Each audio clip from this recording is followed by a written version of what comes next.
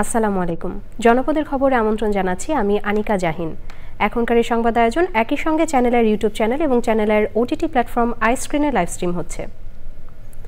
জাতীয় সংসদ নির্বাচনে ৩০০ আসনে প্রার্থী মনোনয়ন দেওয়ার চ্যালেঞ্জ নিতে এনসিপি প্রস্তুত মন্তব্য করে দলের উত্তরাঞ্চলের মুখ্য সংগঠক সার্জিস আলম বলেছেন, সৎ, যোগ্য ও দেশপ্রেমিক প্রার্থীদের মনোনয়ন দিতে সর্বোচ্চ চেষ্টা করবে এনসিপি। রংপুর কেরামতিয়া মসজিদে জুমার নামাজ শেষে সাংবাদিকদের সাথে তিনি এসব কথা বলেন। ২৪ জুলাই স্পিরিটকে ধারণ করে জনগণের জন্য কাজ করতে পারলে জনগণই তাদের রায় দিয়ে সংসদে নিয়ে যাবে বলে জানান তিনি। বাংলাদেশ ভারত সম্পর্ক শ্রদ্ধা ও সমতার হতে হবে উল্লেখ করে সার্জিস আলম বলেন, আধিপত্য বিস্তার নিয়ে কোনো রাষ্ট্রের চোখ রাঙানি আর দেখবে না বাংলাদেশ। এ সময় বৈষম্য বিরোধী ছাত্র আন্দোলন ও জাতীয় নাগরিক পার্টির নেতারা উপস্থিত ছিলেন। এটি অবশ্যই আমাদের জন্য বড় একটি চ্যালেঞ্জ যে ৩০০ আসনে আমাদের যে বিভিন্ন প্রার্থী যে রয়েছে তাদেরকে মনোনয়ন দেওয়া, কিন্তু আমরা মনে করি যে এই চ্যালেঞ্জ নিতে কিন্তু আমরা অভ্যস্ত এবং প্রস্তুত। সো আমরা আমাদের জায়গা থেকে সর্বোচ্চ চেষ্টা করব যেন যোগ্য, সৎ এবং দেশপ্রেমিক প্রার্থীদেরকে আমরা ৩০০ আসনে মনোনয়ন দিতে পারি। চট্টগ্রামের লোহাগাড়ার চুনতিতে সড়ক দুর্ঘটনায় আহত কলেজ ছাত্রী তাসনিয়া ইসলাম প্রেমা আজ বেলা 12:30টার দিকে মারা গেছেন। তিনি চট্টগ্রাম মেডিকেল কলেজ হাসপাতালের আইসিইউতে চিকিৎসাধীন ছিলেন। মর্মান্তিক ওই দুর্ঘটনায় প্রথম দিন প্রেমার বাবা, মা ও 2 বোন সহ একই পরিবারের 5 জন নিহত হয়। তাদের বাড়ি রাজধানীর মিরপুর এলাকায়। এদিকে সড়ক দুর্ঘটনায় মা বাবাকে হারানো 6 বছরের শিশু আরাধ্যা বিশ্বাসকে আজ চট্টগ্রাম মেডিকেল কলেজ হাসপাতাল থেকে ঢাকায় আনা হয়েছে। সে আইসিইউতে চিকিৎসাধীন ছিল। ওই দুর্ঘটনায় আরাধ্যার মা বাবা দুজনই মারা যায়। চিকিৎসকদের পরামর্শে উন্নত চিকিৎসার জন্য রাজধানীর স্কয়ার হাসপাতালে আনা হয়েছে তাকে। দেশের অন্যতম কারিগরি শিক্ষা প্রতিষ্ঠান রংপুর পলিটেকনিক ইনস্টিটিউটের 50 বছর পূর্তি উপলক্ষে প্রাক্তন শিক্ষার্থীদের মিলন মেলা হয়েছে। উৎসবে প্রকৌশলীদের স্বার্থ সংরক্ষণ সহ দেশের উন্নয়নে কাজ করার প্রত্যয় ব্যক্ত করেছেন প্রতিষ্ঠানের প্রাক্তন শিক্ষার্থীরা। এহসানুল হক সুমনের ভিডিওচিত্রে মেরিনা লাভলির রিপোর্ট। 50 বছর পূর্তি উৎসবে যেন মিলন মেলা বসেছিল ঐতিহ্যবাহী রংপুর পলিটেকনিক ইনস্টিটিউটে।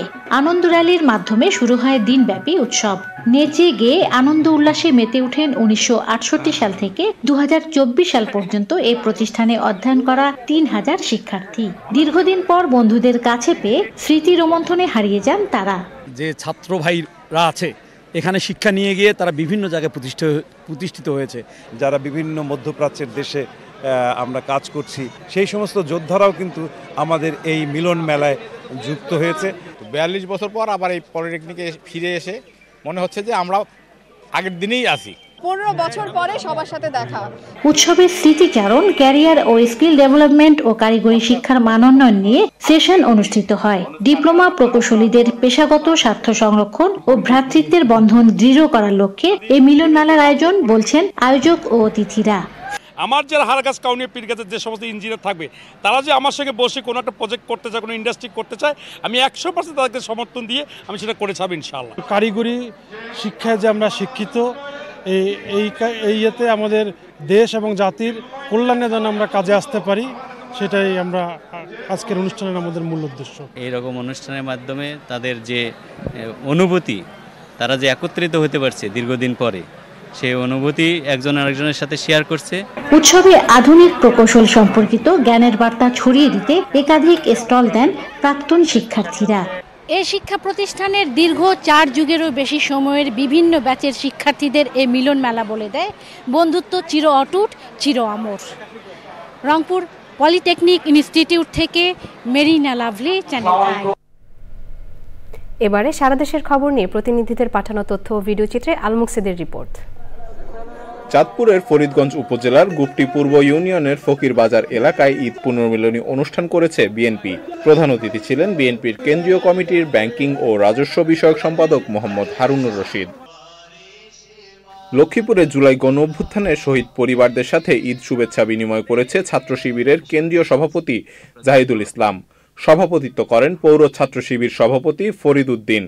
এছাড়াও উপস্থিত ছিলেন জেলা জামাতের নায়েবে আমির AR হাফিজ উল্লাহ সহ অনেকে।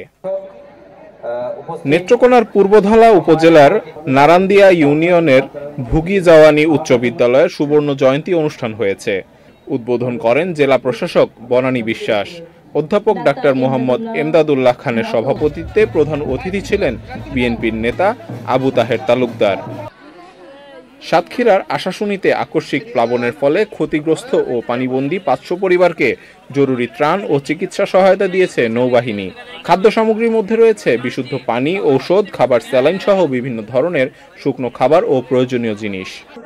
ঈদ পুনর্মিলনী উপলক্ষে মেহেরপুরে সরকার বালক উচ্চ বিদ্যালয় মাঠে ক্রিকেট টুর্নামেন্ট হয়েছে। বিজয়ীদের হাতে পুরস্কার বিতরণ করেন police super Maksuda Akter Khanam. Al Muksid, channel I. দর্শক, জনপদের খবর আজকের মতো এ পর্যন্তই। একটু পর কৃষি সংবাদ দেখার আমন্ত্রণ জানিয়ে শেষ করছি। ধন্যবাদ সবাইকে।